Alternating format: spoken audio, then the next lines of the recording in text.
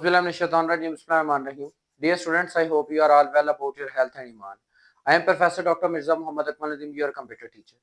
Dear students, साइबरस्फेयर इन्फोबाइट के platform से हम लोग class 9th computer science new edition को डिस्कस कर रहे हैं, जिसके अंदर चैप्टर नंबर 3 को हमने डिस्कस किया टॉपिक वाइज टॉपिक। ठीक है बेटा, इसके अंदर आपको हर टॉपिक मैंने क्लियर करवाया। अगर आपको फिर भी उसमें कोई कंफ्यूजन है तो मुझे कमेंट बॉक्स में बताइएगा लाजमी। इसके अलावा आज हम लोग इसके एक्सरसाइज के सोल्यूशन की तरफ जा रहे हैं जो कि इन टॉपिक्स के रिलेटेड है। बेटा एक्सरसाइज के अंदर जो थ्योरी है वो सारी की सारी आपके जो थ्योरी वाला पोर्शन है चैप्टर का उसके अंदर मौजूद है। फिर भी अगर कोई क्वेश्चन डाउटफुल है तो आपके टीचर्स आपको गाइड कर रहे हैं, या फिर जो है वो आप मुझसे कमेंट बॉक्स में गाइडलाइंस ले सकते हैं। तो बेटा अब हम लोग जो है वो आज इसके सोल्यूशन का जो न्यूमेरिकल पोर्शन है उसकी तरफ जाते हैं, जिसके अंदर क्वेश्चन नंबर 7 सबसे पहले आता है।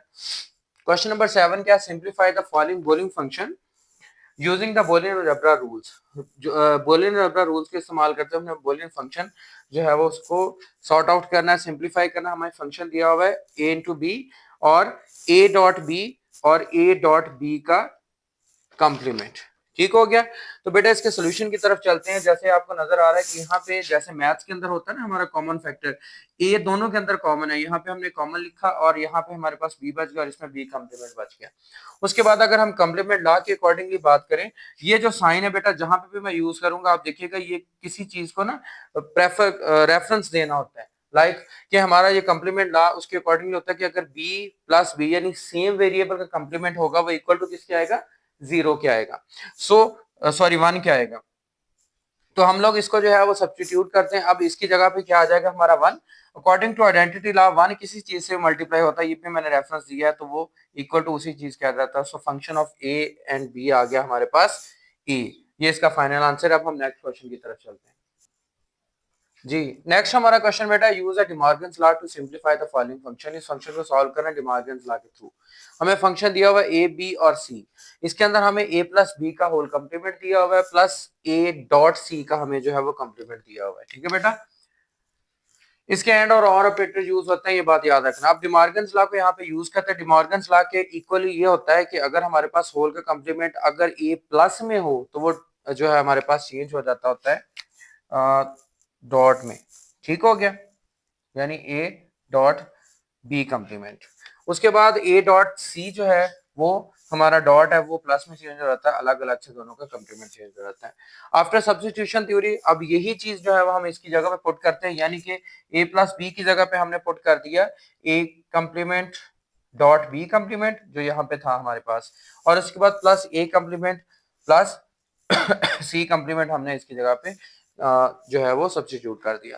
Now by applying absorption law. Absorption law को अप्लाई करते हुए हम लोग क्या करते हैं, ये देखें यहाँ पे हमारे पास है ए कंप्लीमेंट, उसके बाद जो हमारे पास है ए प्लस बी, इतना पोर्शन अगर हम लोग देखें ना तो हमारे इसके अकॉर्डिंगली अब्जॉर्प्शन लॉ के अंदर क्या होता है, a dot a plus b is equal to a क्या होता है, सेम एज इसी तरह जिस तरह ये हमारे पास है कि ए प्लस बी जो हमारे पास है कंप्लीमेंट, ये देखिए दोनों का ये वाला कंप्लीमेंट अलग अलग लिख ले, एक लिख ले एक ही बात है, प्लस जो हमारे पास ये कंप्लीमेंट टोटल बन रहा है ए का complement. So a complement is already given.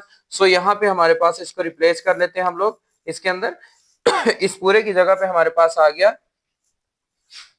A complement और इसके साथ हमारे पास सी कंप्लीमेंट आ जाता है। तो चलते हैं बेटा नेक्स्ट क्वेश्चन। जी बेटा नेक्स्ट क्वेश्चन की तरफ चलते हैं हम लोग। Simplify the following expression. Question number 9 है, उसका ए पार्ट है ए प्लस बी का complement dot a plus b, इसका हमने सोल्यूशन करना है। डिमॉर्गन्स लॉ को यूज करेंगे तो ए प्लस बी का कंप्लीमेंट किसके इक्वल आएगा, ए का कंप्लीमेंट डॉट बी का कंप्लीमेंट, ये हम लोग पहले ऑलरेडी जानते हैं। So we get that f is equal to, यहाँ पे इसकी जगह पे रिप्लेस हो गया हमारे पास a complement dot b complement और ए प्लस बी इसके साथ आ गया। अब डिस्ट्रीब्यूट कर देते हैं, ये जो ए डॉट बी कंप्लीमेंट है ना वो दोनों के साथ, इसके साथ भी मल्टीप्लाई होगा इसके साथ भी, क्योंकि डिस्ट्रीब्यूशन लॉ यही कहता है हमें। जब इनको मल्टीप्लाई किया उसके बाद मैंने इसको ना एक सेव फॉर्म में लिख दिया, क्योंकि नेक्स्ट मैंने जो है एक रूल यूज करना है। हमने ये ए एंड ए जो उसका कंप्लीमेंट है डॉट बी, इनको यानी इसी फॉर्म में लिख दिया, मल्टीप्लाई में एक्स वाई लिख दें वाई एक्स लिख दें, एक ही चीज होती है। उसके बाद बी डॉट हमारे पास है बी कंप्लीमेंट डॉट जो हमारे पास ए कंप्लीमेंट। मैंने इसको इस वजह से इसलिए लिखा है क्योंकि सिंप्लीफिकेशन के अंदर मैंने ये चीज मेंशन की है कि अगर सेम वेरिएबल हो और यानी उनका एक कंप्लीमेंट हो दैट इज इक्वल टू 0 होता है। जैसे a dot a complement equal to 0 है, b dot b complement equal to 0 है।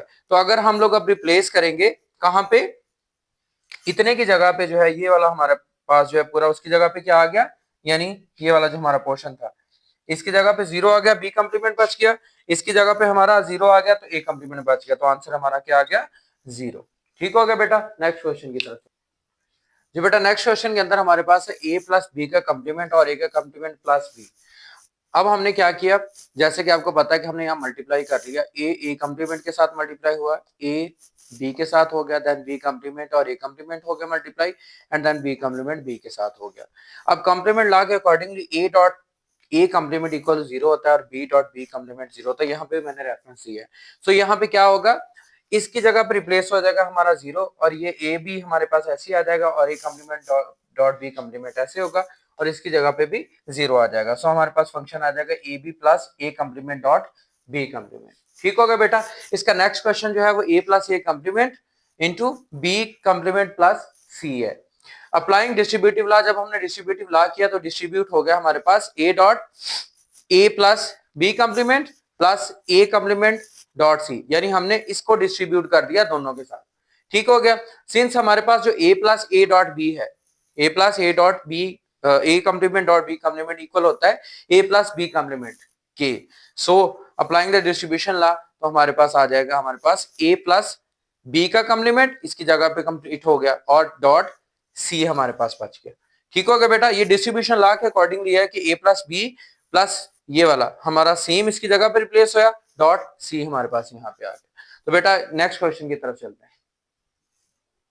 जी बेटा नेक्स्ट क्वेश्चन की तरफ चलते हैं। हमारा जो है वो है ए डॉट बी का कम्प्लीमेंट है प्लस ए डॉट बी है। डिमार्गन्स लॉ इसके ऊपर अप्लाई करते हैं। हमारे पास जो है वो ए डॉट बी जो है वो प्लस में चेंज हो जाएगा, a complement plus b complement, और ये ए डॉट बी ऐसे ही रह जाएगा। उसके बाद अगर हम लोग मल्टीप्लीकेटिव में लिखेंगे तो ए और ए कम्प्लीमेंट को मैंने कंबाइन करके लिख लिया और बी कम्प्लीमेंट को मैंने कंबाइन करके लिख लिया। अगर देखा जाए तो a plus a complement equal to होता है 1 के और बी डॉट बी कम्प्लीमेंट जो होता है दैट इज इक्वल टू होता है 0 के। ठीक है, तो इस तरह ये हमारा फंक्शन बनता है। इसकी जगह पे रिप्लेस हो गया 1 और इसकी जगह पे हो गया 0, तो हमारा फंक्शन ओनली 1 बच गया। उसके बाद बेटा हमारा लास्ट क्वेश्चन जो है वो a dot b plus a complement dot b complement. अगर इसके सोल्यूशन के अंदर जाए ना तो वो काफी कॉम्प्लिकेटेड और इसके अलावा जो है उसके अंदर हर चीज के अंदर जो है वो 0 आंसर आ सकता है। तो जस्ट ओनली इसकी फंक्शनलिटी आप लिखते हैं कि फंक्शन इज इक्वल टू है ए एक्स और बी और एक्स एंड बी। आपने एक्स एंड बी पढ़ा होगा। तो बेटा इस इन सब क्वेश्चंस के अंदर जो है वो बुलियन अलजेब्रा इस्तेमाल हुआ, बुलियन फंक्शन इस्तेमाल हुआ। आप अच्छी तरह से पहले बुलियन अलजेब्रा को समझें, बुलियन फंक्शंस को समझें और फिर इनके बारे में जो भी आपके पास कलेक्टिवली चीजें आती हैं आप इन वैल्यूज को चेंज करते हुए कहीं पे कंप्लीमेंट चेंज कर दें, कहीं पे जो है वो आप जो है ए बी सी और वैल्यूज चेंज कर दें, यानी वेरिएबल्स को चेंज कर दें। उसके बाद कहीं पे आप और ऑपरेटर यूज कर लें, कहीं पे एंड ऑपरेटर यूज कर लें। उसके बाद फिर आप इनको प्रूव करने की कोशिश करें। जब आप प्रूव करेंगे तो फिर डिफरेंट लॉज आप सीखेंगे। तो आपको सबसे पहले लॉ सीखने होंगे, चाहे वो आइडेंटिटी है, चाहे वो आपका कंपैरेटिव है, चाहे कंप्लीमेंट लॉ है, डिमॉर्गन्स लॉ है। इन सब लॉज के अकॉर्डिंगली जो है वो हम लोग किसी भी मैथ्स के या फिर लॉजिकल अलजेब्रे को सॉल्व कर सकते हैं। हमने इसी तरह के मैप भी पढ़ा, उसके अंदर भी जो है वो हमने डिस्कशन की थी। उसके बाद हमने ट्रुथ टेबल डिस्कस किए। मैंने आपको लॉज ऑफ बुलियन अलजेब्रा, हालांकि आपके इस सिलेबस का पार्ट नहीं है, लेकिन मैंने आपको इस वजह से समझाए थे ताकि आप उन वेरिएबल्स को जो है वो 0-1 फॉर्मेट के अंदर समझ सके कि अगर हम लोग उनको लिखेंगे तो किस तरह लिखेंगे। तो कोई भी फंक्शन, कोई भी सर्किट के अंदर डिजाइन होता है वो सारे का सारा इसी पे बिहाव करता है कि हम उसको किस तरह जो है वो इसके अंदर जो है वो फिट करते हैं। ठीक है, किस तरह हम उसको जो है वो सर्किट्स के अंदर डिजाइन करते हैं, किस तरह हम मेमोरी को डिजाइन कर सकते हैं। तो ये मेमोरी को बेसिकली लोकेट करने का एक मेथड है, जिस मेथड के जरिए जो है वो हम लोग डिफरेंट इक्वेशंस को सॉल्व करते हैं। इन फंक्शंस को सॉल्व करने का मकसद ये होता है कि अगर हम कोई भी फंक्शनैलिटी करना चाहते हैं किसी मशीन के अंदर, किसी सॉफ्टवेयर के अंदर, किसी सर्किट के अंदर, तो वहां पे हम लोग एग्जैक्टली वो फंक्शन यूज करें जो हम उससे आंसर लेना चाहते हैं, वो 0 की फॉर्म में हो, 1 की फॉर्म में हो या फिर दोनों फॉर्म्स के अंदर मौजूद हो। तो इन लॉज का हमें बहुत ज्यादा फायदा है। उम्मीद करता हूँ बेटा कि आपको इसकी समझ आ चुकी होगी। अगर फिर भी कोई कन्फ्यूजन हो, कोई मसला हो तो कमेंट बॉक्स में मुझे लाज़मी बताइएगा और मैं फिर से आप लोगों से ये बात कह रहा हूँ कि बेटा इसकी प्रैक्टिस लाज़मी कीजिएगा। प्रैक्टिस और टीचर्स के साथ इस चीज़ को डिस्कस कीजिए कि टीचर ये इस तरह पॉसिबल है और ये इस तरह पॉसिबल नहीं है। इन चीज़ों को जब आप समझ लेंगे अच्छी तरह से तो फिर हो सकता है कि इसके अंदर बहुत सारी चीज़ें जो है वो नहीं हो और आपको ना समझ आ रही हो, मुझे समझ आ रही हो, कुछ चीज़ें ऐसी हों जो चेंजिंग में हों और हमने डायरेक्टली उसको लिखा हो, क्योंकि ये आपके सिलेबस का पार्ट है और आपने इसको सॉल्यूट करना है और एग्जामिनेशन शेड्यूल के अकॉर्डिंगली देखा जाए तो ये वैल्यूज़ चेंज करके भी आपको पेपर के अंदर आ सकती है, तो आप लाज़ की प्रैक्टिस लाज़मी करें और मुझे दुआ में याद रखें। जज़ाकल्लाह।